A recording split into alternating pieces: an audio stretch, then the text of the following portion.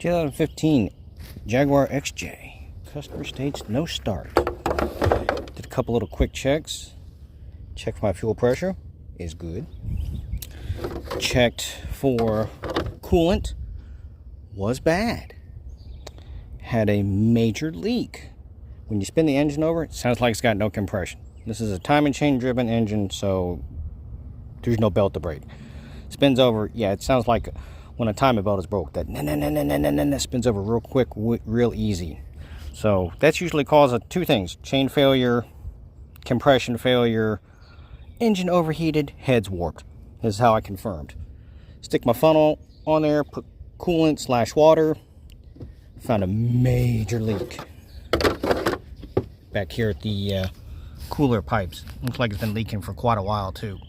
But yeah, this customer overheated their heads. Expensive repair.